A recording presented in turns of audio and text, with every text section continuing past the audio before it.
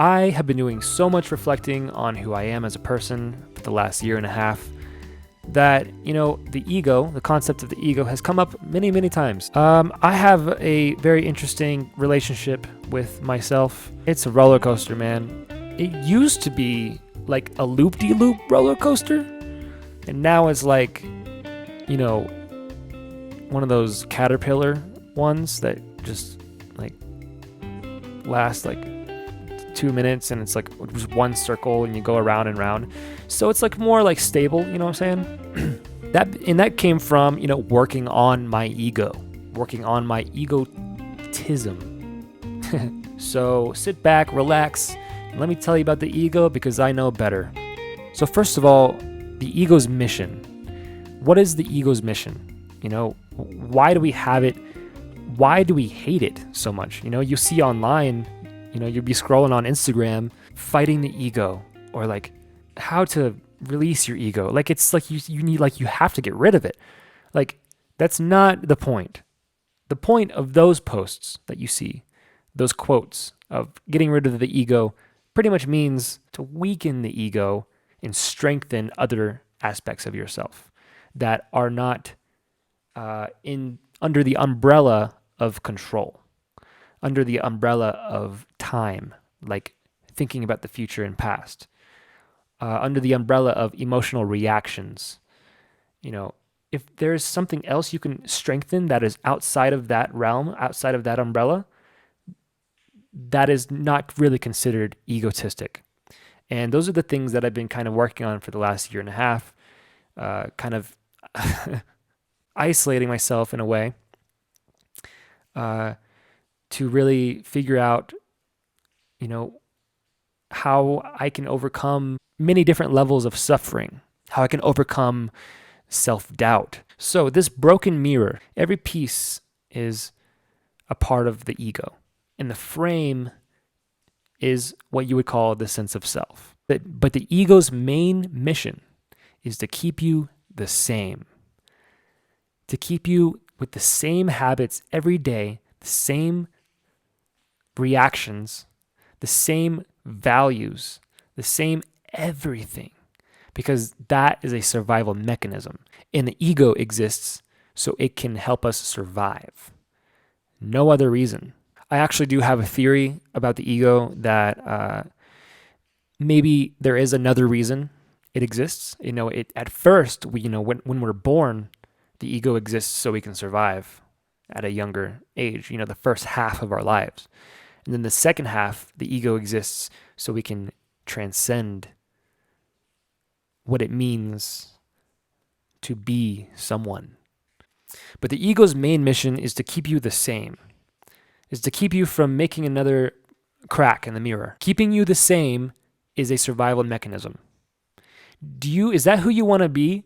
Like, do you want to just keep surviving your whole life? A person who just repeats the same stuff every year until you die because you're just in survival mode? No, stop it. Please. Like once you're safe and once you're stable financially, at least, you're in a good spot to become emotionally stable, but they don't do that.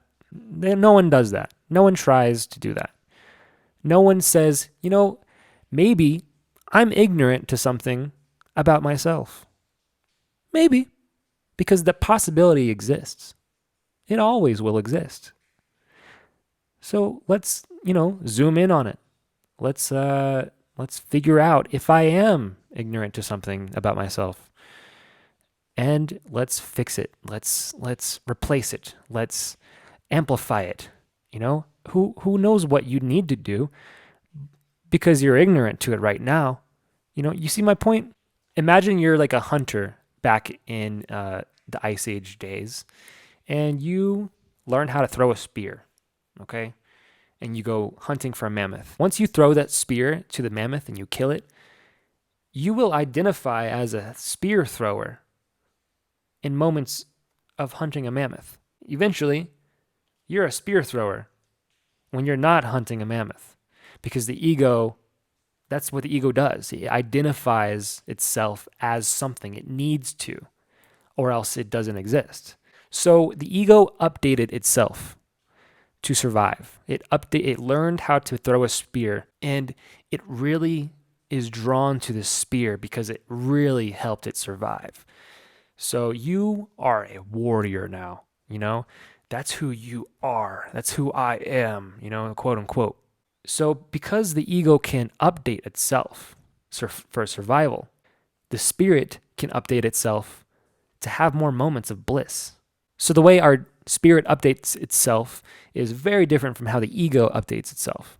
The way the ego updates itself is just by observing something and recording it, gathering data. And then we try to use the data. And our spirit, on the other hand, this is the important part. It consciously acknowledges that in certain situations, our survival mechanisms, our survival reactions are less required or not required at all. The ego tries to make you into a robot who can predict the future. And that's why the ego gets upset when it does not predict the future. If you make some plans and those plans don't go the way you wanted it to, the ego, it needs to fight something. It needs to react. It needs to get angry. It needs to yell. It needs to shake. It needs to do something to make that event never happen again. That's literally a physical reaction. Anxiety is a physical reaction from the ego. That's like a physical manifestation of the ego. It tries to block out new things from happening. Next time you get angry, the next time you get so frustrated, that's what's happening. That's your reality. You're a monkey hitting its chest. Hate to break it to you. So, is that who you want to be? Are you really going to give in to the ego's mission here? Or are you going to, as a spirit, create your own mission and consciously acknowledge that certain situations do not need reactions, that certain situations don't need as strong as a reaction as you once had? Maybe certain situations do need reactions. Okay, that's fine. But maybe it needs less. You never know. Truly, the ego tries to stay alive and strengthen itself so it can become greedy, so it can fulfill its purpose. So, listen, guys, it changes. If we want the world to change, if we want a better life, it changes with us first, all right? Think about how you want to be, how you want to love. Be honest with yourself. A lot of people, in my opinion, most people, are not honest with themselves on who they are, truly, the good and the bad. So they are constantly acting. So, yeah, don't give in to the ego's mission here. It's okay to have an ego, but it's not okay to give in to the ego's mission. There is a difference. Give in to the mission of the spirit by consciously acknowledging that certain situations do not need reactions. All right. That is all I have to say about the ego. I hope you learned something from this video. If you guys like this video, please give me a like, give me a share, give me a subscribe. I would really appreciate it.